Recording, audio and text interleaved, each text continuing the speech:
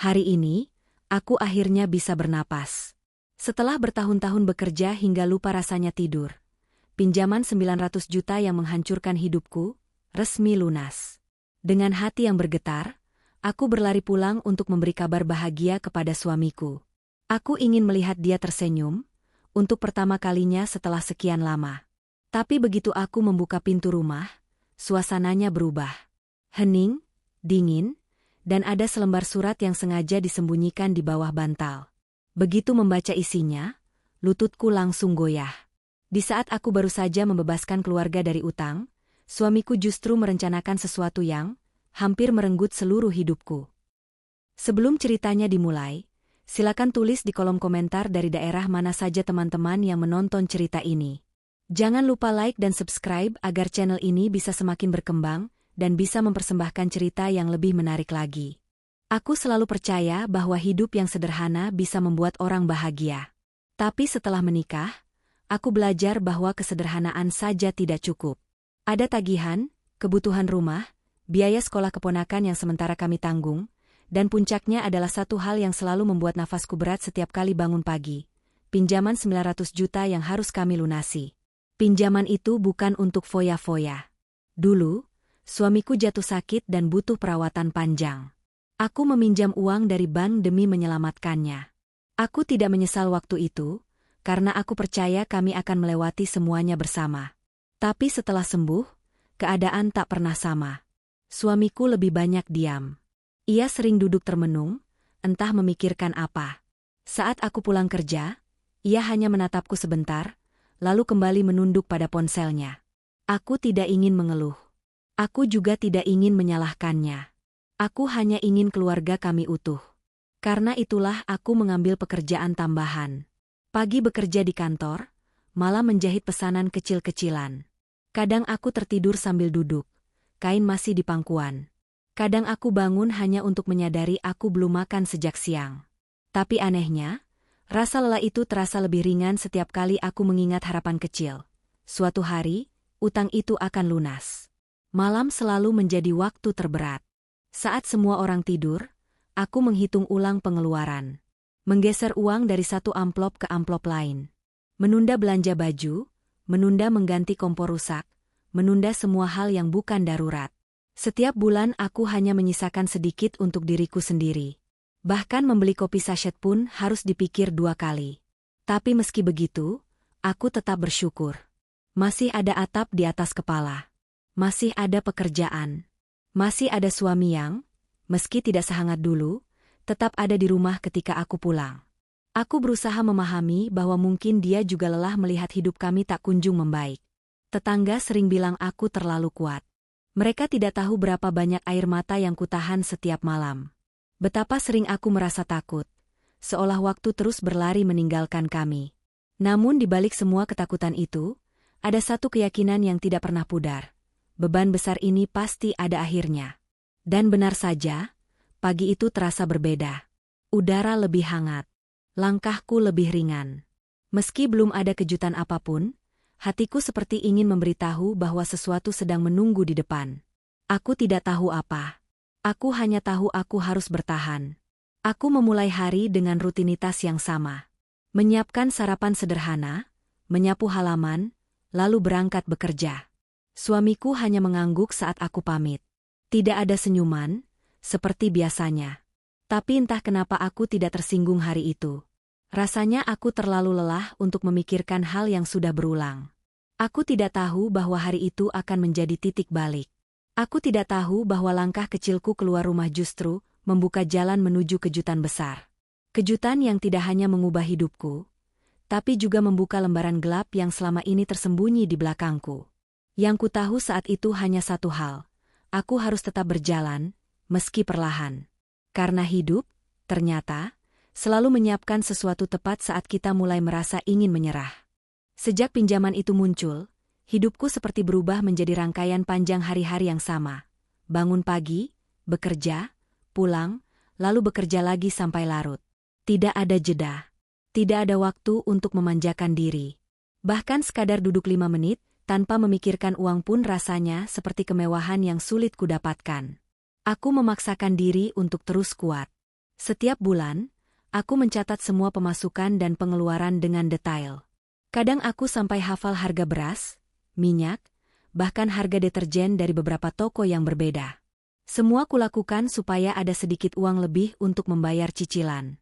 Tidak banyak, tapi cukup membuat saldo utang kami bergerak turun sedikit demi sedikit. Suamiku sebenarnya bekerja juga, tapi penghasilannya tidak tetap. Kadang ada, kadang tidak. Aku tidak pernah protes. Aku hanya berkata, kalau kamu capek, istirahat saja. Aku bisa sambil jalan.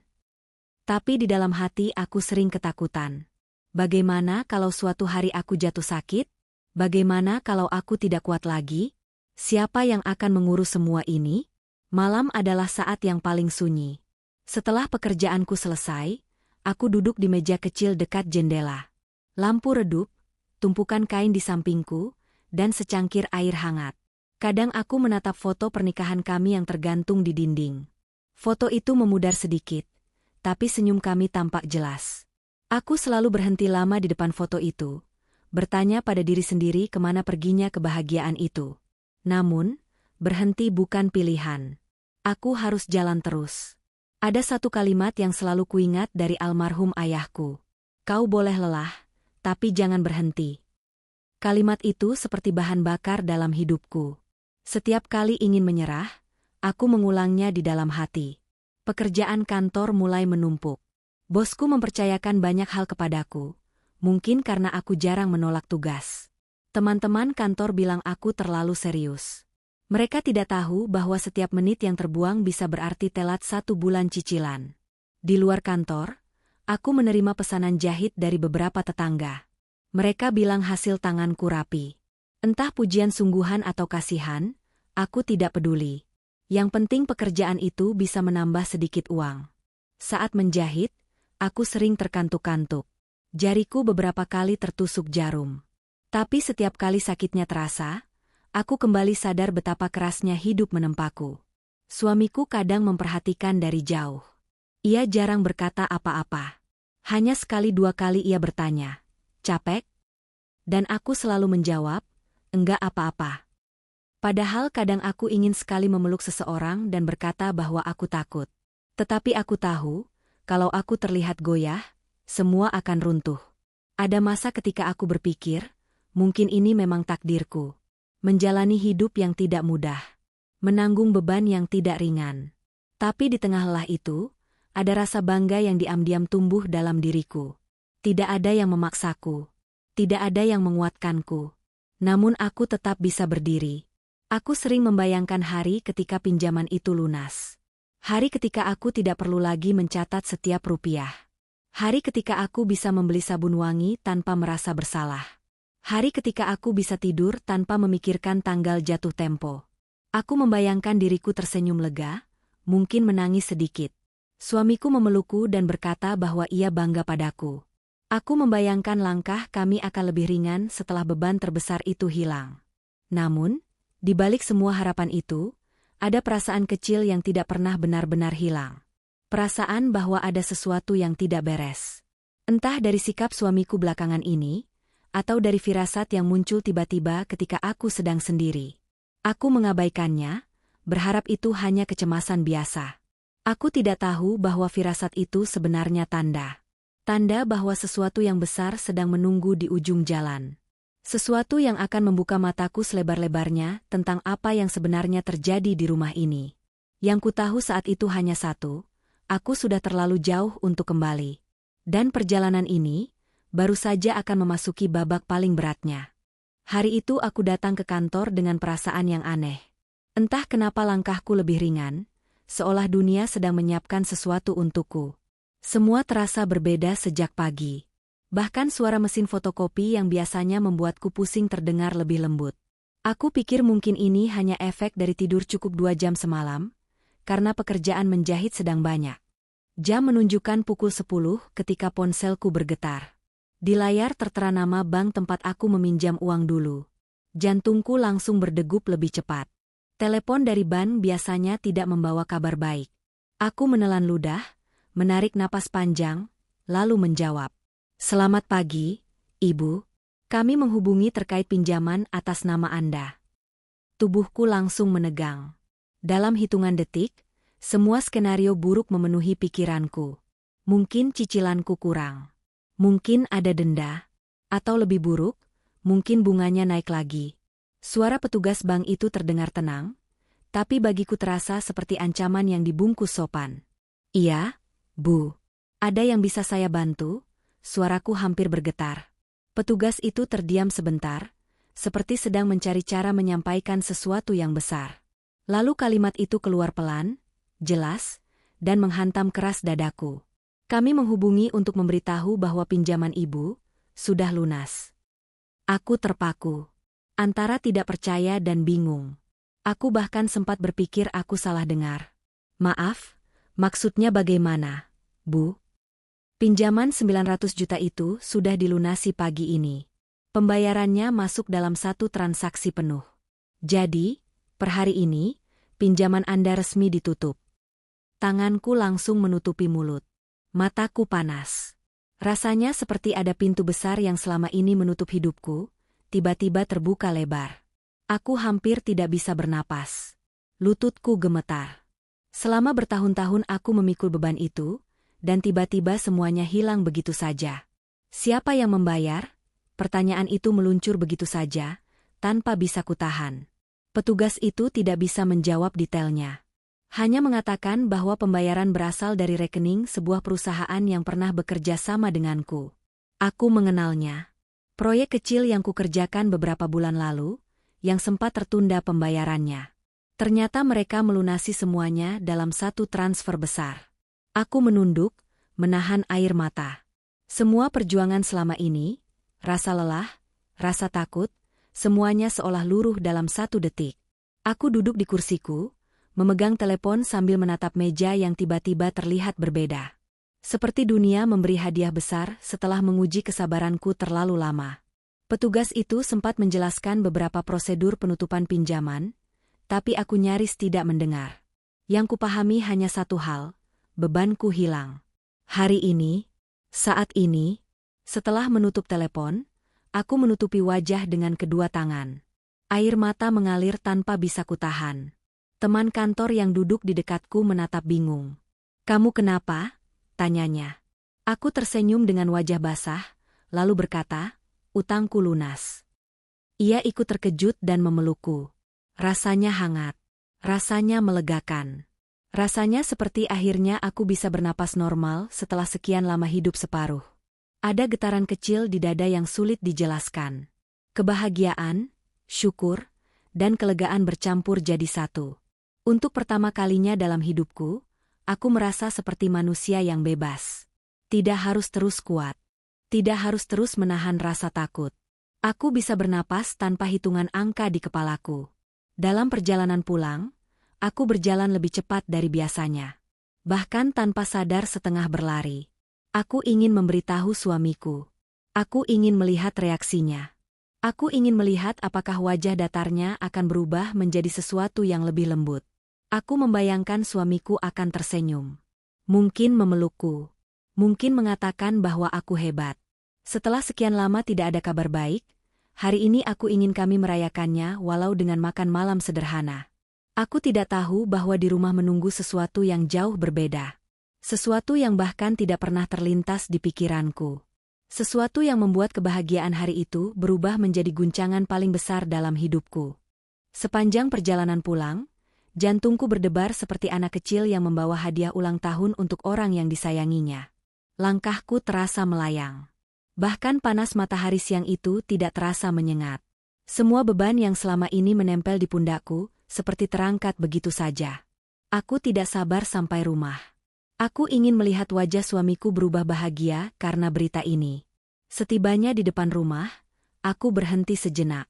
Mengatur napas. Aku ingin masuk dengan senyuman paling lebar yang pernah kumiliki. Aku ingin memberi kejutan kecil. Walau sederhana, tapi aku tahu kabar ini lebih berharga daripada apapun.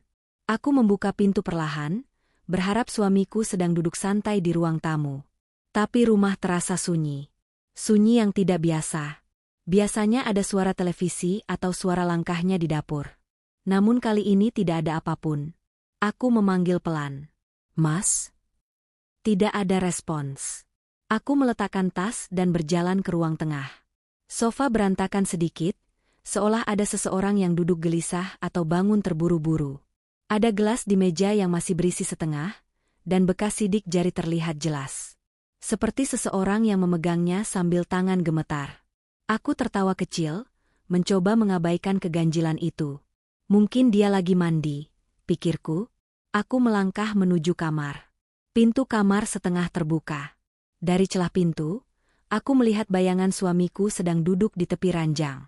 Tubuhnya membungkuk, kedua tangan menutupi wajah. Matanya menatap lantai, dan napasnya terdengar tidak stabil. Seperti seseorang yang baru saja mendapat kabar buruk. Aku langsung menghentikan langkah. Ada perasaan aneh menyelusup pelan ke dadaku. Tapi aku mencoba tetap positif. Mungkin dia hanya lelah. Mungkin ada masalah di luar yang membuatnya kepikiran. Aku mengetuk pintu pelan. Mas? Suamiku langsung tersentak, seolah tidak menyangka aku pulang secepat itu. Ia bangkit terburu-buru, berdiri tegak sambil mengusap wajah dengan cepat. Namun gerakannya terlalu kaku, terlalu panik untuk ukuran orang yang hanya kaget biasa. Kamu, kok cepat pulang? Tanyanya dengan nada yang berusaha dibuat biasa. Aku tersenyum, menahan diri untuk tidak langsung mengabarkan semuanya. Aku ada kabar penting, kataku pelan. Suamiku menelan ludah. Matanya sedikit melebar. Tangannya meremas ujung bajunya sendiri. Aku memperhatikan itu. Ada sesuatu di tubuhnya yang bergetar kecil, entah karena gugup atau takut. Kabar apa? Tanyanya dengan suara yang tidak stabil. Aku ingin mendekat dan menggenggam tangannya. Aku ingin membuat suasana lembut dulu sebelum memberi kabar besar itu. Tapi sebelum aku sempat melangkah lebih jauh, mataku menangkap sesuatu di ujung ranjang. Sebuah map coklat yang setengah terselip di bawah bantal. Map yang terlihat seperti disembunyikan terburu-buru. Aku tidak langsung menanyakan itu. Aku memilih mengabaikannya dulu, agar suasana tetap tenang. Mas, utang kita sudah lunas, ucapku akhirnya, sambil menahan haru. Suamiku membeku. Benar-benar membeku. Tidak tersenyum. Tidak terkejut. Tidak mengucap syukur. Reaksi yang muncul justru sesuatu yang tidak pernah kubayangkan. Matanya melebar, tetapi bukan bahagia. Lebih seperti kaget, sekaligus takut. Lunas? Ulangnya pelan, seperti sedang menghitung ulang kata-kataku. Iya, aku mengangguk dengan mata berkaca. Pagi ini, bank telepon. Semuanya sudah dibayar lunas. Suamiku menunduk. Nafasnya terdengar berat. Bukannya lega, ia malah terlihat seperti seseorang yang baru saja kehilangan sesuatu. Ada ekspresi yang aneh di wajahnya. Campuran panik dan frustasi. Bahkan sudut bibirnya menegang, seperti ia ingin marah tapi menahannya. Seharusnya ia memelukku. Seharusnya ia berkata bahwa aku hebat. Seharusnya ia tersenyum. Tapi ia hanya duduk di tepi kasur, menutupi wajah, lalu berkata pelan, "Kamu yakin? Benar-benar lunas?"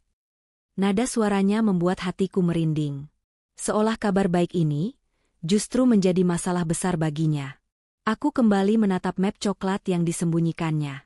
Jantungku berdebar tidak karuan. "Mas, sebenarnya kamu lagi apa?" tanyaku pelan. Suamiku langsung berdiri. Enggak apa-apa." Jawabnya cepat. Terlalu cepat. Jawaban itu justru membuat semuanya semakin jelas. Ada sesuatu yang berusaha ia sembunyikan. Sesuatu yang besar. Aku belum tahu apa isinya. Tapi firasatku mulai berbisik pelan. Bahwa kabar baik yang kubawa hari ini mungkin akan membuka pintu menuju hal yang sebaliknya. Dan tanpa kusadari, aku baru saja melangkah ke awal badai yang selama ini tidak pernah kubayangkan. Setelah percakapan canggung itu, suasana rumah berubah drastis. Ada sesuatu di udara yang membuat bulu kuduku meremang. Bukan karena dingin, tapi karena sesuatu yang tidak terlihat seolah bergerak pelan di antara kami. Suamiku berjalan mondar-mandir tanpa arah, seakan mencari cara untuk melarikan diri dari pertanyaan yang belum kutanyakan. Aku mencoba tetap tenang. Aku tidak ingin membuatnya merasa terpojok. Walau sebenarnya dialah yang membuatku mulai merasa asing di rumahku sendiri. Aku melangkah perlahan ke dapur, mencoba menyiapkan minuman hangat. Ingin mencairkan suasana, walau hatiku sendiri sedang penuh curiga. Saat menuang air, mataku memandangi ruang tamu dari balik pintu dapur. Ada beberapa hal kecil yang mulai terasa aneh. Gorden yang biasanya tertutup rapi kini terbuka lebar. Seakan seseorang memastikan tidak ada yang memperhatikan dari luar. Rak buku sedikit bergeser. Bahkan sandal suamiku yang biasa ada di dekat pintu, kini terserak di tempat yang tidak biasa. Seolah ada seseorang yang tergesa-gesa sebelum aku pulang. Ketika aku kembali ke kamar membawa 2 gelas teh hangat, suamiku sedang berusaha menggeser map coklat itu ke bawah bantal lebih dalam lagi. Gerakannya terlalu jelas untuk diabaikan. Aku berdiri di ambang pintu, memerhatikannya. Suaraku pelan, tapi cukup membuatnya tersentak. "Mas, kamu yakin nggak ada apa-apa?" Ia cepat-cepat berbalik. "Sudah dibilang nggak ada apa-apa." Tapi nada suaranya lebih seperti seseorang yang sedang memohon agar aku tidak bertanya lagi. Aku meletakkan teh di meja kecil dekat ranjang. Aku duduk pelan di sampingnya. "Aku cuma mau kamu jujur. Kalau ada masalah, kita hadapi sama-sama," ucapku dengan hati-hati. Tapi suamiku menjauh sedikit. Sikap yang tidak pernah ia lakukan sebelumnya. Aku menatap wajahnya lebih lama. Ada kantung mata yang dalam. Ada garis halus yang baru. Ada kegelisahan yang tidak bisa ia sembunyikan. Tangan kirinya terus menggenggam ujung selimut, seperti menahan sesuatu yang ingin meledak kapan saja. Aku diam. Dia diam. Hanya terdengar suara jam dinding berdetak pelan. Dalam keheningan itu, mataku kembali melirik ke arah ranjang. Map coklat itu, meski sudah disembunyikan, tetap terlihat. Seolah menjerit minta diperhatikan. Seolah mengatakan bahwa ada sesuatu di dalamnya yang penting. Sesuatu yang tidak ingin suamiku biarkan aku lihat. Aku mencoba berdiri dan menyibukkan diri dengan membereskan ruang tamu, berharap suamiku ikut menenangkan diri. Namun saat berjalan ke ruang tengah, suasana semakin terasa aneh. Ada kertas sobek di lantai dekat sofa. Ada gunting yang tergeletak tanpa tutup. Di sudut ruangan, ada kotak sepatu terbuka dengan isi yang tidak jelas. Semua ini bukan rumah yang kutinggalkan pagi tadi. Aku mengambil kertas sobek itu. Hanya setengah bagian. Ada tulisan kecil, hanya beberapa huruf, tapi cukup membuat hatiku dingin. "Perset," entah apa kelanjutan katanya, tapi aku bisa menebak itu mungkin persetujuan. Atau sesuatu yang berhubungan dengan dokumen penting. Aku kembali teringat map coklat itu. Perasaan tidak enak semakin kuat. Nafasku semakin berat. Rasanya seperti ada pintu kegelapan kecil yang perlahan terbuka di dalam rumahku. Saat aku kembali ke kamar, suamiku sedang berdiri membelakangiku, memandang jendela. Bahunya naik turun. Seperti seseorang yang memikul beban besar. Tapi aku tahu, beban itu bukan bebanku. Itu beban yang ia buat sendiri dan berusaha menutupinya. "Mas, aku benar-benar perlu tahu. Ada apa sebenarnya?" tanyaku lebih lembut. Tapi suamiku tidak menjawab. Ia hanya menunduk. Lama sekali. Sampai akhirnya ia mengatakan sesuatu yang membuat dadaku terasa sesak. "Ada hal yang harus aku urus," katanya pelan. "Tapi itu urusanku. Kamu jangan ikut campur." Kata-kata itu menusukku. Dalam pernikahan, tidak ada kata, urusanku sendiri. Apalagi saat hidup kami selalu ditopang oleh usahaku. Namun aku tidak ingin berdebat. Tidak hari ini, tidak saat suasana sudah terlalu tegang. Aku melangkah mundur dan duduk di kursi dekat jendela. Dari tempatku duduk, aku bisa melihat bayangan map coklat itu dengan jelas. Dan entah kenapa, semakin aku melihatnya, semakin hatiku mengatakan bahwa kebahagiaan yang kuterima pagi tadi, mungkin tidak akan bertahan lama. Ada rahasia besar di rumah ini. Rahasia yang selama ini tersembunyi, tapi akhirnya mulai menunjukkan wajahnya. Dan aku merasa, map coklat itu adalah kuncinya. Sejak aku pulang dan membawa kabar bahwa pinjaman kami sudah lunas, suamiku tidak lagi menjadi dirinya yang biasa. Ia seperti orang yang sedang menunggu sesuatu meledak di depan wajahnya. Gerak-geriknya serba aneh. Nada bicaranya naik turun. Bahkan napasnya sering terdengar pendek, seakan ia baru saja berlari jauh. Aku memerhatikannya dari ujung ruangan. Ia berdiri, duduk, lalu berdiri lagi. Tangannya terus meremas ujung baju, lalu berpindah menggaruk tengkuk, lalu menutupi wajah. Tidak ada satupun yang terlihat normal. Setiap kali aku mendekat, ia menjauh sedikit, seolah aku membawa sesuatu yang menakutkan. "Mas, aku bikin teh hangat ya? Biar kamu tenang," ucapku mencoba lembut. Ia hanya mengangguk tanpa suara. Tapi matanya tidak pernah benar-benar menatapku. Ia lebih sering menatap pintu, jendela, bahkan jam dinding. Seolah ia sedang menunggu seseorang datang. Atau seseorang menelepon. Atau sesuatu terjadi. Aku membawa teh hangat dan meletakkannya di meja. "Minum, Mas. Kamu kelihatan pucat." Suamiku mendekat, tapi tangannya bergetar saat hendak mengambil gelas.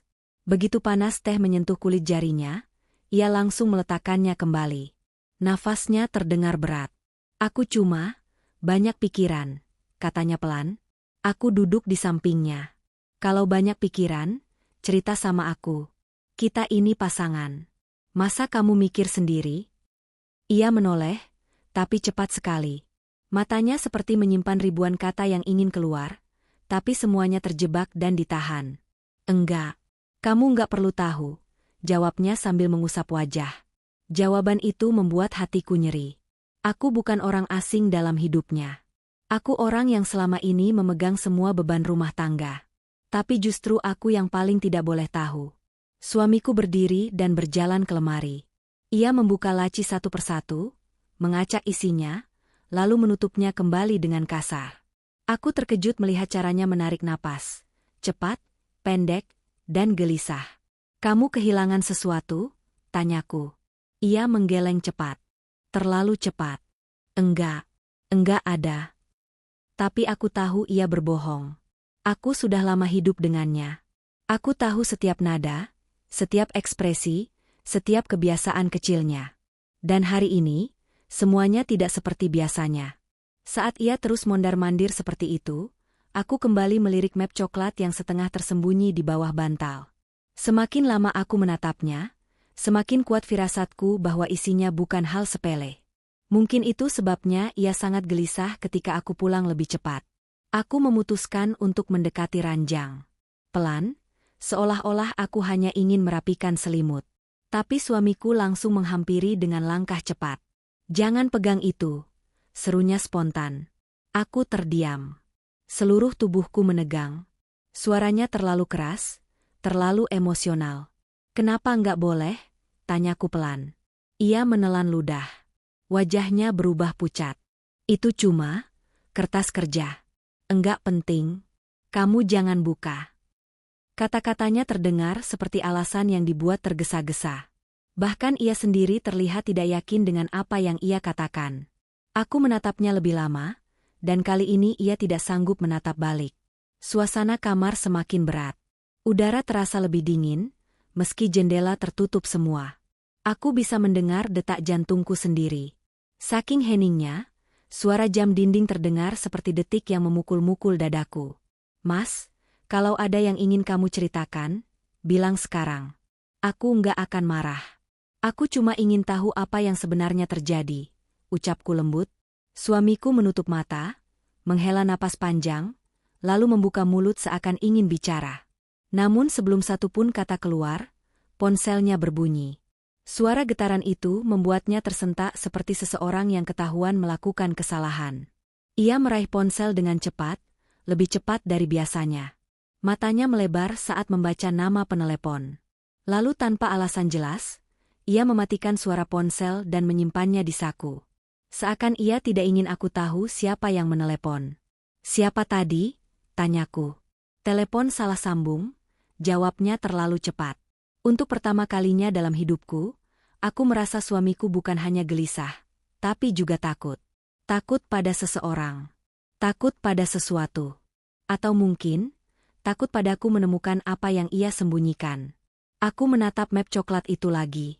Jantungku berdetak semakin keras. Kini aku yakin, apapun isi map itu, pasti sesuatu yang tidak bisa ia jelaskan dengan mudah. Dan mungkin, sesuatu yang bisa mengubah hidupku selamanya. Sejak ponsel suamiku bergetar tadi, rumah terasa semakin mencekam. Ia duduk gelisah di tepi ranjang dengan tangan saling menggenggam erat, seolah sedang menahan sesuatu yang sangat berat. Aku berdiri beberapa langkah darinya, mencoba memahami apa yang sebenarnya terjadi. Namun semakin lama kupandangi, semakin jelas bahwa ada hal besar yang ia sembunyikan. Aku mencoba menyibukkan diri dengan merapikan lemari kecil di sudut kamar, meski pikiranku tidak kemana-mana selain ke map coklat itu. Suamiku mengikuti gerak-gerikku dengan pandangan penuh kecemasan. Mata yang biasanya tenang kini dipenuhi kegugupan. Setiap kali aku bergerak mendekati ranjang, ia ikut bergerak, seolah ingin melindungi map itu dengan tubuhnya. Semakin ia mencoba menyembunyikan sesuatu, semakin besar keinginanku untuk mengetahui apa isinya. Mas, kataku pelan. Aku nggak mau curiga. Tapi cara kamu bersikap justru bikin aku takut. Ia menunduk, tidak menjawab. Aku cuma ingin tahu apa yang kamu tutup-tutupi. Kalau ada masalah, kita bisa selesaikan bersama. Kali ini ia menghela napas panjang. Kamu nggak akan paham, bisiknya. Kalimat itu seperti tamparan. Aku tidak akan paham? Setelah semua yang kulakukan? Setelah bertahun-tahun aku memikul beban keluarga sendirian? Aku duduk perlahan di kursi dekat ranjang. Coba kasih aku kesempatan untuk paham. Ia tetap diam. Aku menatap map coklat itu lagi. Sudah tidak bisa lagi disembunyikan. Separuh tepinya mengintip dari bawah bantal. Seakan memanggilku. Seakan memohon untuk dibuka. Suamiku tiba-tiba berdiri dan berjalan keluar kamar. Aku butuh udara, katanya pendek. Ketika pintu tertutup, dadaku langsung berdegup cepat. Kesempatan itu datang tanpa kuminta. Dan entah kekuatan apa yang mendorongku. Aku berdiri, mendekati ranjang, dan meraih map coklat itu perlahan-lahan. Tanganku bergetar saat menariknya keluar sepenuhnya. Map itu ringan, tapi rasanya lebih berat dari apapun yang pernah kupegang. Aku menatap pintu sebentar, memastikan suamiku tidak kembali tiba-tiba. Setelah yakin aman, aku membuka map itu. Satu lembar pertama membuat tubuhku kaku. Surat pengajuan pinjaman baru. Atas namaku. Dengan jumlah yang lebih besar dari pinjaman sebelumnya. Nominalnya membuat jantungku hampir berhenti. 1,2 miliar. Dan yang membuatku hampir roboh, adalah tanda tangan di bagian persetujuan peminjam. Tanda tangan itu, namaku. Versi palsu yang dibuat begitu mirip, tapi masih bisa kukenali ketidaksempurnaannya. Seseorang memalsukan persetujuanku. Dan aku tahu siapa orang itu. Aku menelan ludah dengan susah payah. Tangan kiriku menutupi mulut. Mata terasa panas, bukan karena ingin menangis, tapi karena tidak percaya manusia yang tidur di sampingku setiap malam, berani melakukan ini. Aku mengambil kertas berikutnya. Fotokopi KTP. Fotokopi KK. Semua dataku lengkap. Semuanya digandakan tanpa sepengetahuanku. Di lembar berikutnya, aku menemukan sesuatu yang membuat lututku lemas. Sebuah surat rencana penjualan rumah. Lengkap dengan tanda tangan suamiku. Dan bagian kosong untuk tanda tangan istrinya. Tanda tanganku. Aku memejamkan mata sambil memegang kepala.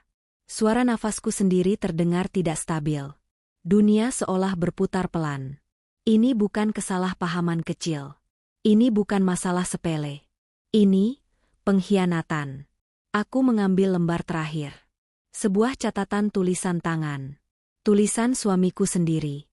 Begitu pinjaman cair, aku akan langsung berangkat. Dokumen sudah siap. Dia tidak akan tahu apa-apa. Dia, yang dimaksud, adalah aku. Aku yang tidak tahu apa-apa. Aku yang bertahun-tahun menanggung hidup. Aku yang membayar setiap cicilan. Aku yang mencintainya. Dari luar kamar, kudengar suara langkah kaki suamiku kembali. Jantungku seperti melompat keluar. Aku buru-buru memasukkan kembali semua dokumen ke dalam map, tapi tanganku gemetar hebat. Rasanya aku sedang memegang bukti pembunuhan. Pintu kamar terbuka perlahan. Suamiku masuk dengan wajah gelisah. Matanya langsung menyapu ruangan, lalu berhenti tepat pada map di tanganku. Tatapan itu, tajam. Bukan tatapan seorang suami. Bukan tatapan seseorang yang menyesal. Itu tatapan seseorang yang tahu rahasianya sudah terbongkar. Apa yang kamu lakukan? Suaranya rendah, hampir seperti ancaman yang ditahan. Aku berdiri dengan tubuh goyah. "Mas, apa ini?" Suaraku pecah. Ia melangkah maju. "Kamu nggak seharusnya buka itu.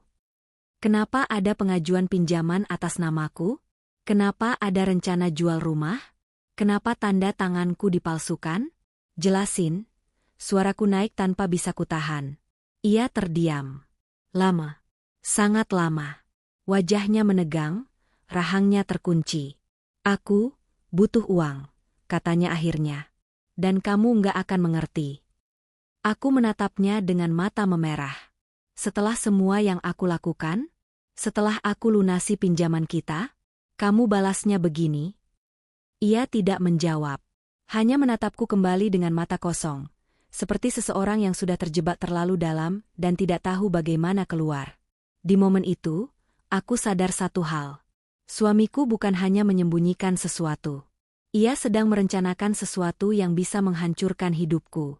Dan map coklat itu, baru permulaan dari semua kegelapan yang akan terbuka setelahnya. Aku berdiri sambil memegang map coklat itu, dan rasanya tanganku kehilangan seluruh kekuatannya. Dokumen-dokumen di dalamnya seperti bara yang membakar dadaku perlahan.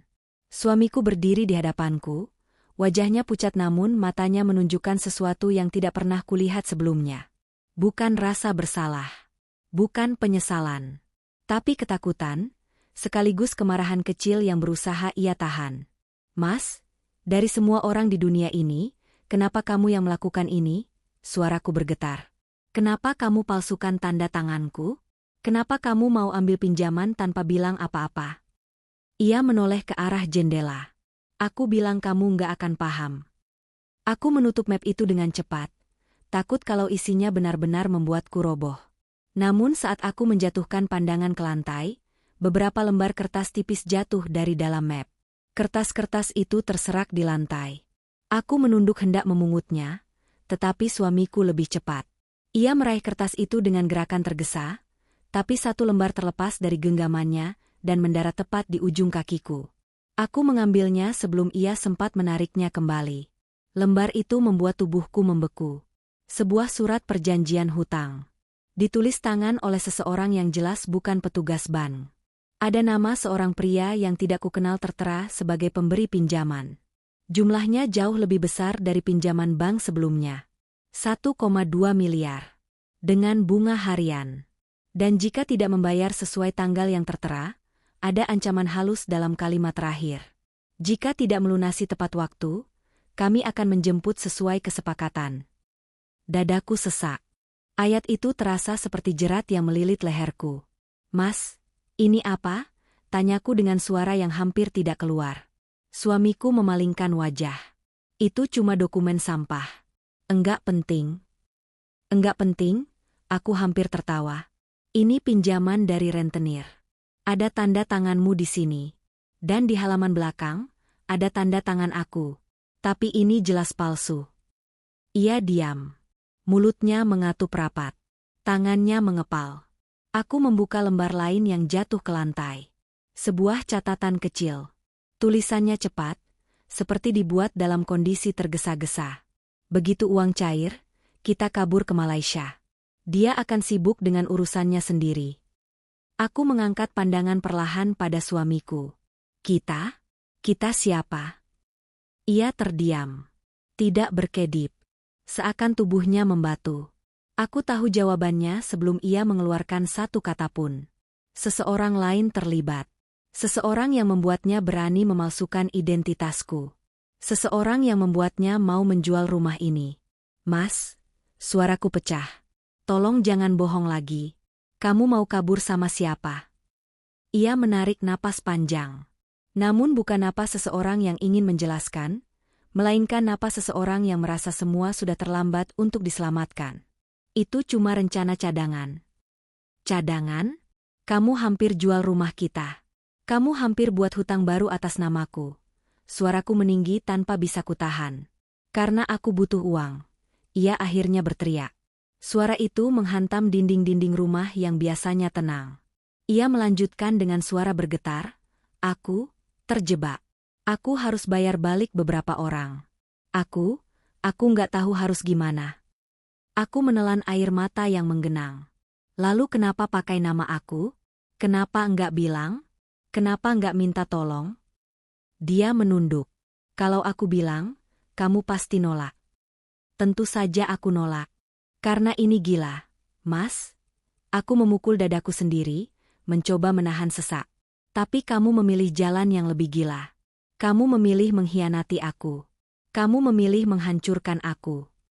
Suamiku menatapku dengan mata berkaca-kaca, tapi ada sesuatu yang tetap membuatnya jauh. Aku enggak punya pilihan. Semua orang punya pilihan, seruku. Aku juga punya pilihan. Aku bisa saja menyerah waktu kamu sakit bertahun lalu. Aku bisa saja kabur waktu kita pertama kali terlilit utang. Tapi aku pilih bertahan. Dan kamu pilih ini. Ia menutup wajah dengan kedua tangan. Aku takut. Aku terpaku. Takut sama siapa? Ia mengusap wajahnya kasar. Sama orang yang aku pinjam uangnya. Lalu ia duduk di tepi ranjang dengan tubuh lemas. Aku bikin kesalahan besar.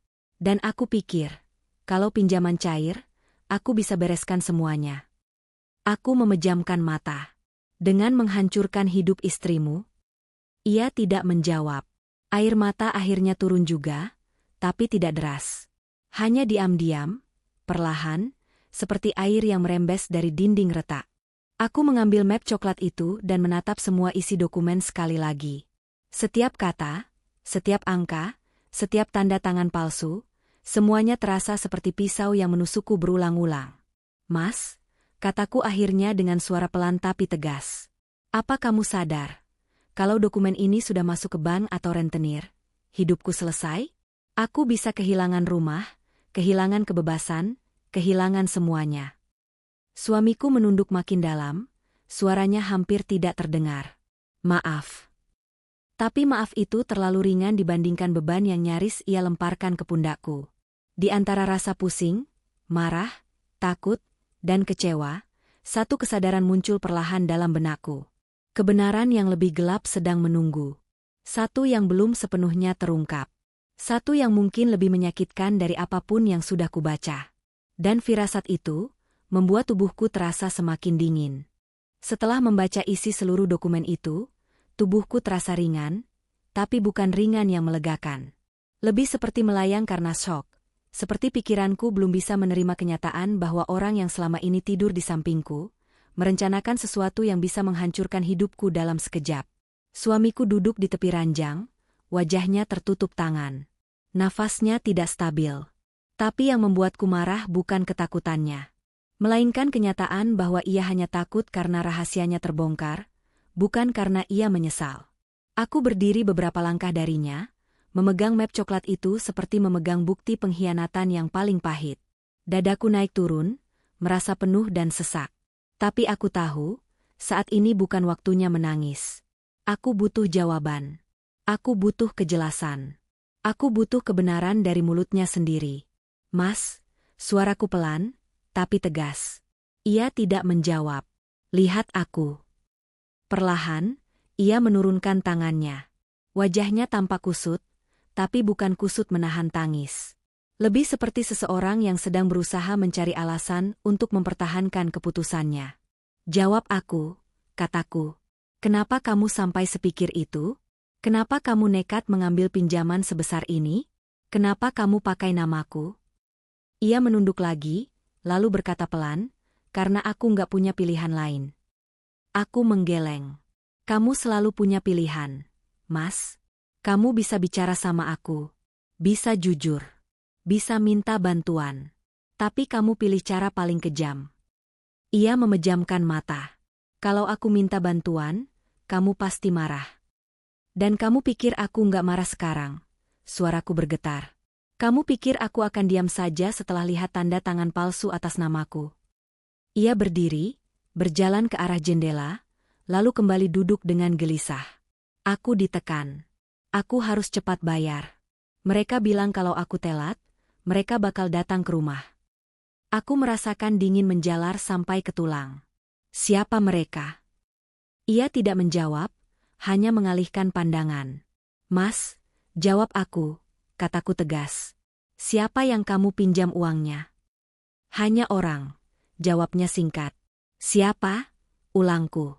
Kamu nggak kenal. Kalau aku nggak kenal, bilang namanya. Apa susahnya? Ia mengusap rambutnya kasar. Kamu nggak akan ngerti. Kemarahan itu membuatku maju selangkah. Aku nggak ngerti karena kamu nggak pernah kasih aku kesempatan untuk ngerti.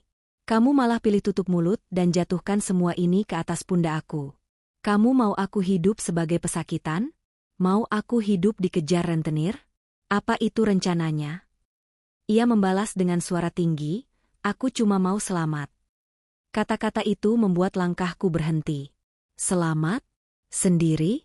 Kalau kamu mau selamat, kataku perlahan, kenapa caranya dengan menghancurkan aku? Ia menatapku. Lama. Dan di tatapan itu aku melihat sesuatu yang membuat dadaku semakin sesak. Bukan penyesalan. Tapi rasa putus asa yang sudah berubah menjadi egois. Aku nggak bisa mikir jauh, katanya. Aku panik. Aku butuh uang cepat. Dan, kamu kuat. Kamu pasti bisa keluar dari masalah kalau ada apa-apa. Aku terdiam. Tubuhku membeku. Benar-benar beku. Ia bilang aku kuat, untuk membenarkan bahwa aku bisa dihancurkan. Mas, suaraku hampir seperti bisikan. Jadi kamu pikir, kalau nanti aku dikejar, kalau aku kehilangan rumah, kalau aku masuk masalah besar, aku akan kuat? Aku baik-baik saja? Tentu kamu bisa. Tentu aku bisa, potongku. Setelah semua yang aku lakukan, setelah aku lunasi utang 900 juta yang harusnya jadi beban kita bersama, kamu kira aku ini apa? Mesin? Ia menelan ludah, tapi tidak menjawab. Aku mendekat, berdiri tepat di depannya. Kamu mau kabur. Benar kan? Ia menahan napas. Aku baca catatannya. Lanjutku. Kamu mau pergi ke Malaysia. Sama seseorang. Ia akhirnya berdiri, wajahnya pucat. Itu cuma rencana kalau keadaan makin buruk. Kalau keadaan makin buruk, tanyaku tidak percaya. Kamu yang buat keadaan makin buruk. Aku menggenggam map itu erat. Berapa jauh rencana kamu? Sudah beli tiket? Sudah siapkan uang? Sudah siapkan baju? Atau sudah siapkan orang yang mau kamu ajak kabur? Suamiku tidak sanggup membalas. Ia memalingkan wajah, menatap lantai seperti mencari lubang untuk menghilang. Aku menghela napas panjang untuk menahan air mata. Mas, aku cuma mau tahu satu hal. Ia menatapku, pasrah. Kalau aku nggak buka map ini hari ini, kamu benar-benar akan pergi. Ruangan seketika sunyi. Suara detik jam dinding terdengar seperti pukulan palu. Setelah beberapa detik yang terasa seperti jam, suamiku akhirnya menjawab dengan suara yang hampir tidak terdengar. Aku, enggak tahu. Itu kebohongan. Aku tahu itu. Dan ia tahu aku tahu. Di momen itu, aku sadar satu hal penting. Orang yang berdiri di hadapanku bukan lagi laki-laki yang aku nikahi bertahun-tahun lalu. Bukan laki-laki yang dulu pernah aku selamatkan. Bukan laki-laki yang aku perjuangkan sampai aku sendiri hampir tumbang. Ia telah berubah. Bukan karena keadaan, tapi karena pilihannya sendiri. Dan aku berdiri di antara dua hal. Hancur, atau bangkit. Setelah jawaban suamiku yang menggantung itu, suasana rumah menjadi semakin tegang. Bukan tegang seperti ketika orang bertengkar, tapi tegang seperti ada bahaya yang sedang bersembunyi di balik pintu. Suamiku duduk tanpa suara di tepi ranjang, sedangkan aku berdiri beberapa langkah darinya, memegang map coklat itu seolah itu satu-satunya pegangan yang membuatku tetap waras. Aku mencoba menenangkan diri. Nafasku berat dan tidak teratur. Rasanya seperti ada kabut pekat yang menutupi segala hal yang dulu terlihat jelas. Dan semakin aku mencoba berpikir, semakin banyak pertanyaan yang muncul di kepalaku. Aku menarik napas dalam-dalam. Mas, aku mau tanya satu hal lagi. Tolong jawab jujur. Ia menatapku dengan mata lelah. Apa lagi? Semua dokumen ini, kamu buat sendiri? Atau ada orang lain yang bantu? Ia langsung menghindari tatapanku. Itu cukup untuk menjawab. Mas, ucapku lebih tegas. Siapa yang bantu kamu buat semua ini? Ia mengusap wajah. Aku nggak bisa bilang. Kenapa? Aku menahan amarah yang mulai naik. Ini tentang hidup aku. Tentang masa depan aku. Kamu udah narik aku masuk ke masalah kamu. Tapi sekarang kamu bilang nggak bisa kasih tahu. Ia bangkit dari ranjang dan berjalan ke arah pintu, lalu kembali lagi. Gerakannya seperti orang yang bingung harus lari atau bertahan. Kalau aku bilang, kamu bakal tambah takut. Aku tertawa pendek. Mas, aku sudah ketakutan.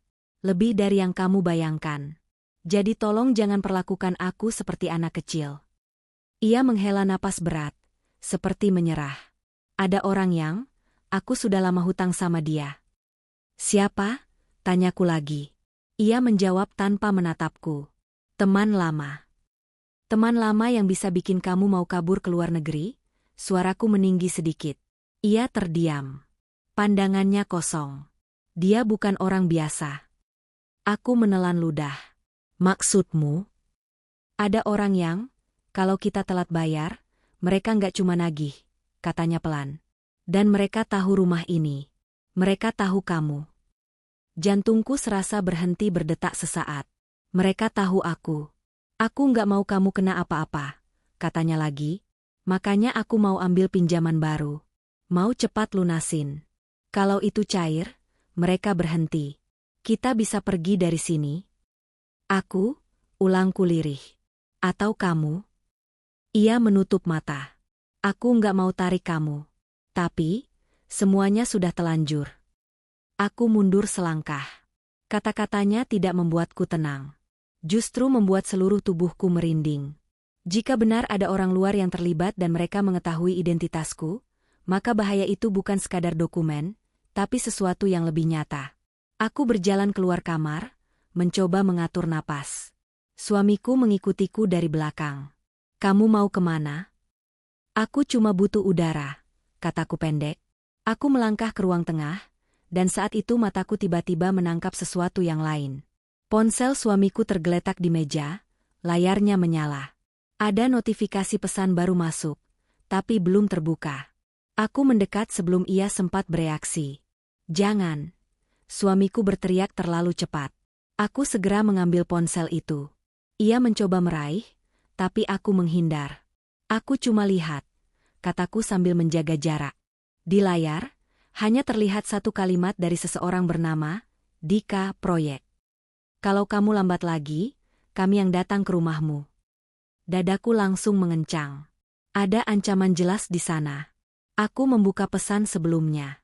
Suamiku berusaha merebut ponsel itu, tapi aku mengangkat tanganku lebih tinggi. Mas, berhenti, seruku. Ia terdiam. Rangkaian pesan itu membuat perutku mual. Pesan 1. Sudah siapkan dokumen? Jangan libatkan istrimu. Dia nggak boleh tahu. Pesan lain.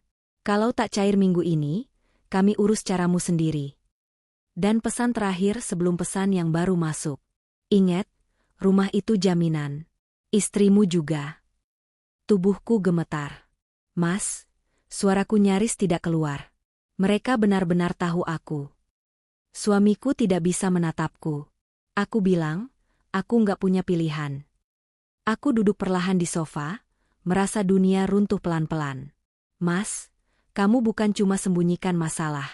Kamu bawa aku ke dalam bahaya. Aku mau lindungi kamu.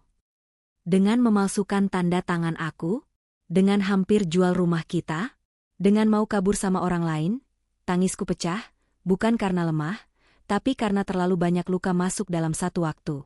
Aku nggak mau mereka sentuh kamu, katanya pelan. Kamu sudah biarkan mereka sentuh hidupku. Mas, jawabku. Tanpa izin aku. Suamiku menunduk.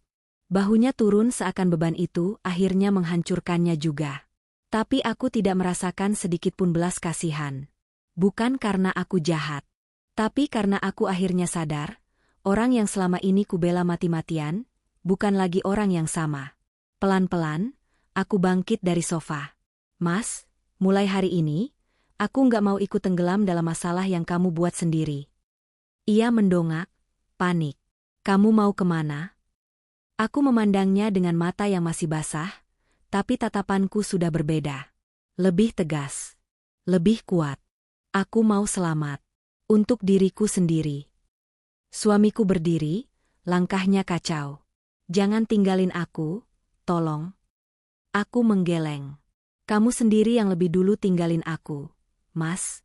Waktu kamu bikin rencana tanpa aku. Waktu kamu palsukan tanda tangan aku. Waktu kamu mau pergi tanpa bilang apapun. Ia memejamkan mata. Aku takut. Aku juga, kataku. Tapi bedanya, aku nggak lari. Ucapan itu membuatnya terdiam. Dan di saat itu, aku sadar. Kebenaran paling gelap bukan pada dokumen atau ancaman orang lain. Tapi pada kenyataan bahwa suamiku memilih dirinya sendiri, bukan kami. Setelah melihat pesan-pesan ancaman di ponsel suamiku, kakiku rasanya tidak lagi berpijak di lantai. Dunia yang selama ini kubangun dengan tenaga dan air mata, seperti runtuh dalam sekali napas. Tidak ada tempat aman, tidak ada kepastian, dan tidak ada jaminan bahwa besok aku masih bisa tidur dengan tenang. Aku berjalan perlahan ke arah jendela, memandangi halaman rumah yang selama ini kugunakan sebagai tempat beristirahat sejenak dari kerasnya hidup. Tapi hari itu, halaman itu tampak asing. Rumah ini tidak terasa seperti rumah. Lebih mirip perangkap yang siap menutup kapan saja. Suamiku mendekat dengan langkah pelan, seperti takut gerakannya akan membuatku lari. "Kamu mau kemana?" tanyanya dengan suara lemah. "Aku nggak tahu," jawabku jujur. Tapi aku nggak bisa diam di sini sambil berharap ajaib semua baik-baik saja. Ia duduk di sofa, kedua tangannya menggenggam rambutnya. "Aku nggak mau kamu pergi." Aku menatapnya. Tatapan yang hampa, bukan karena benci, tapi karena luka ini sudah terlalu dalam. "Mas, kamu sadarkan, pilihan kita sekarang bukan cuma soal pergi atau tinggal, tapi soal hidup atau tenggelam." "Enggak ada yang mau tenggelam," ujarnya pelan. "Aku tahu," jawabku. "Tapi kamu sudah tarik aku masuk ke dalam air tanpa kasih tahu kedalamannya." Ia terdiam lama. "Aku cuma mau kamu aman." Aku tersenyum kecil, tapi pahit. "Kalau mau aku aman, kamu harus berhenti membohongi aku." Ia menarik napas panjang, lalu mengangguk pelan. "Aku janji nggak akan bohong lagi." "Mas, semua orang bisa janji. Tapi nggak semua orang bisa berubah." Suamiku menunduk. Ada rasa bersalah yang tampak jelas, tapi juga ada takut, campur dengan kebingungan. Ketakutannya bukan hanya terhadap rentenir atau ancaman, tapi juga takut kehilangan aku. Namun yang tidak ia sadari adalah, ia sudah kehilangan sebagian besar diriku sejak hari ia memalsukan tanda tanganku.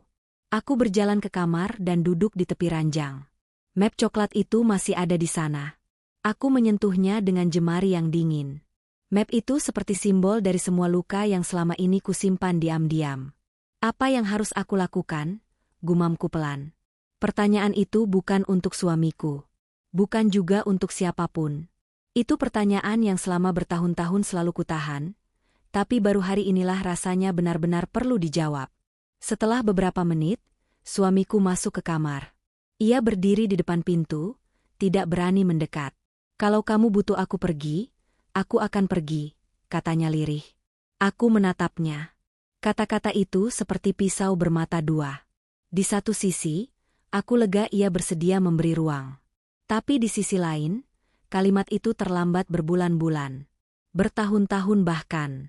Aku butuh kejujuran itu dulu, bukan setelah semuanya hancur. "Aku nggak mau kamu pergi," kataku pelan. "Tapi aku juga nggak bisa hidup dengan seseorang yang menyimpan rahasia sebesar ini." Ia menelan ludah, suaranya bergetar. "Aku mau berubah." Aku menggeleng pelan. Masalahnya, bukan tentang berubah, tapi tentang apa yang sudah terjadi. Ia duduk di lantai, bersandar pada ranjang, memegang kepalanya. "Aku takut kehilangan kamu." "Mas," ucapku dengan suara lembut tapi pasti. "Kamu nggak kehilangan aku karena aku pergi. Kamu kehilangan aku karena pilihanmu." Ia menutup wajahnya, bahunya naik turun menahan isak. Ini pertama kalinya aku melihatnya benar-benar menangis setelah sekian lama. Tapi air mata itu tidak serta-merta menghapus luka yang terlanjur ia buat. Aku kembali melihat map itu. Di dalamnya ada semua bukti yang bisa menyeretku ke masalah besar. Dan aku tahu, Aku tidak bisa hanya berharap suamiku akan menyelesaikan semuanya. Aku harus mengambil tindakan. Aku berdiri dan mengatakan sesuatu yang selama ini tidak pernah aku bayangkan keluar dari mulutku. Mas, mulai hari ini, semua dokumen ini aku yang pegang. Kamu nggak boleh menyentuhnya lagi. Ia mengangguk cepat, seolah takut kehilangan kesempatan kecil untuk memperbaiki semuanya. Iya, ambil, simpan, lakukan apapun yang kamu mau. Aku juga akan bicara ke pihak bank besok. Lanjutku, aku mau pastikan tidak ada pengajuan apapun atas namaku tanpa izin. Ia kembali mengangguk. Dan kalau ada orang yang datang mencari kamu, atau mencari aku harus tahu. Kamu nggak boleh sembunyikan apapun. Kali ini ia menatapku. Iya, aku janji. Aku menarik napas panjang. Mas, aku belum tahu apakah aku bisa memaafkan kamu. Belum tahu apakah aku bisa kembali percaya. Ia menunduk. Tapi aku tahu satu hal. Lanjutku, aku nggak mau hidup dalam ketakutan lagi. Dan kalau aku mau keluar dari lingkaran ini, aku harus mulai jaga diri sendiri. Ada jeda panjang. Rumah terasa hening. Hanya suara kipas dan detik jam yang terdengar. Suamiku berkata lirih, "Jadi, kamu mau pisah?" Aku menggeleng. Aku nggak bilang mau pisah. Aku cuma bilang, mulai hari ini, aku akan ambil jarak. Bukan untuk meninggalkan, tapi untuk menyelamatkan diri. Ia menatapku dengan berlinang air mata. Aku ngerti. Aku menatap keluar jendela. Langit sore itu tampak murung, seperti menyerap seluruh perasaan kami. Namun di balik awan kelabu itu, aku tahu ada cahaya, sekecil apapun. Dan aku harus menemukannya sendiri. Hari itu bukan akhir, tapi awal dari keputusan terberat dalam hidupku. Pagi itu, rumah terasa berbeda. Bukan karena suasananya lebih tenang, tapi karena untuk pertama kalinya dalam waktu yang sangat lama, aku membuka mata tanpa beban cicilan yang menghantui kepalaku. Namun sayangnya, rasa ringan itu tidak sepenuhnya utuh. Ada sobekan besar di hatiku yang masih menunggu untuk pulih. Aku bangun lebih awal dari biasanya. Mataku sedikit bengkak, tapi pikiranku lebih jernih. Suamiku tidur di ruang tengah, atas permintaanku sendiri. Aku butuh jarak. Bukan untuk menyakiti, tapi untuk menjaga diriku tetap waras. Aku berdiri di dapur sambil menyiapkan air panas. Suara gemericik itu terasa seperti tanda bahwa hidup terus berjalan, tak peduli apapun yang terjadi semalam. Dan aku harus ikut berjalan. Tidak ada pilihan lain. Setelah sarapan sederhana, aku duduk di meja makan dan membuka map coklat itu sekali lagi. Isinya masih sama. Ancaman, rencana gelap, tanda tangan palsu, dan bukti-bukti yang bisa menjatuhkan hidupku kapan saja. Tapi kali ini, aku melihatnya dengan mata yang berbeda. Bukan dengan ketakutan, tapi dengan keberanian. Aku tahu bahwa hari ini, aku harus mengambil langkah pertama untuk membebaskan diriku dari lingkaran masalah yang bukan aku buat. Dan langkah pertama itu adalah mengembalikan kendali. Bukan pada suamiku, bukan pada situasi, tapi pada diriku sendiri. Suamiku terbangun dan melangkah pelan mendekati meja makan. "Kamu, mau sarapan?" tanyanya lirih. "Aku sudah," jawabku singkat. Ia mengangguk, lalu duduk cukup jauh dariku, memberi ruang yang kubutuhkan. "Kamu masih marah?" "Aku tidak marah," jawabku pelan. "Aku kecewa. Dan kecewa butuh waktu untuk sembuh." Ia menatap meja, tidak berani melihat mataku. "Aku ngerti. Aku mau ke bank hari ini," kataku. "Aku mau pastikan tidak ada pengajuan baru. Aku mau blok semua kemungkinan orang memakai data aku." Ia langsung menegakkan tubuh. Aku ikut. Aku menggeleng. "Tidak. Aku pergi sendiri." Ia terdiam. Wajahnya murung, tapi ia tahu aku tidak sedang main-main. Aku mengambil tas dan berdiri. Sebelum pergi, aku mengatakan sesuatu yang membuatnya menutup matanya seolah menahan sakit. "Mas, aku bukan pergi untuk meninggalkan kamu. Tapi aku pergi untuk menyelamatkan diriku. Kamu perlu selesaikan bagian kamu sendiri." Ia mengangguk pelan. "Iya, aku usahain." Perjalanan ke bank terasa panjang, meski jaraknya tidak jauh. Aku duduk di kursi tunggu sambil menatap antrean nomor kecil di tanganku. Aku tidak percaya. Setelah bertahun-tahun aku menginjak tempat ini dengan napas berat karena cicilan, hari ini aku kembali untuk melindungi diriku sendiri dari ancaman yang hampir mengambil hidupku. Petugas ban yang ramah menjelaskan banyak hal. Aku memblokir seluruh kemungkinan pengajuan baru, memeriksa data, mengunci akses, dan meminta notifikasi langsung jika ada yang mencoba memakai identitasku. Ketika semuanya selesai, aku keluar dari bank dengan napas lebih lega. Seolah beban di punggungku berkurang, walau belum hilang sepenuhnya. Saat sore tiba, aku kembali ke rumah. Suamiku masih duduk di ruang tamu, memandangi lantai seperti orang yang kehilangan arah. Ketika aku masuk, ia berdiri, tapi tidak mendekat. Aku sudah pikir banyak, katanya pelan, dan aku mau berubah. Aku meletakkan tas dan duduk di kursi jauh darinya. Perubahan butuh waktu, Mas. Dan aku nggak bisa ikut jatuh lagi. Ia mengangguk. Aku nggak mau buat kamu jatuh lagi. Kalau kamu benar mau berubah, kataku tegas, mulai dari bereskan masalah kamu sendiri. Jangan tarik aku lagi. Ada jeda panjang sebelum ia mengangguk lagi. Iya, aku terima. Aku memejamkan mata sejenak. Ada lega kecil, tapi juga rasa takut yang samar. Takut kalau semua ini hanya sementara. Takut kalau ia kembali tergelincir. Tapi aku juga tahu, aku tidak bisa mengontrol hidup orang lain. Yang bisa kuatur hanya hidupku sendiri. Malam itu, untuk pertama kalinya dalam waktu yang lama, aku duduk sendirian di halaman belakang. Angin malam terasa lebih lembut, seperti membelai luka-luka yang belum sembuh di hatiku. Aku menatap langit yang gelap tanpa bintang, tapi entah kenapa, aku merasa tenang. Aku sadar satu hal. Beban hidupku ternyata bukan hanya pinjaman 900 juta itu. Beban terbesarku adalah rasa takut kehilangan seseorang yang, pada akhirnya, hampir membuatku kehilangan diriku sendiri. Dan malam itu, aku membuat janji kecil dalam hati. Aku akan tetap baik. Aku akan tetap kuat. Tapi bukan untuk mempertahankan seseorang, melainkan untuk mempertahankan diriku sendiri. Besok mungkin tidak mudah. Masalah suamiku belum selesai sepenuhnya. Ancaman dari luar mungkin masih ada. Tapi aku tidak akan diam. Aku tidak akan bersembunyi. Aku tidak akan biarkan hidupku ditentukan oleh keputusan orang lain. Hari itu, babak baru benar-benar dimulai. Babak di mana aku berjalan dengan langkah sendiri. Bukan lagi sebagai seseorang yang terus menanggung beban orang lain, tapi sebagai seseorang yang akhirnya memilih kebebasannya sendiri.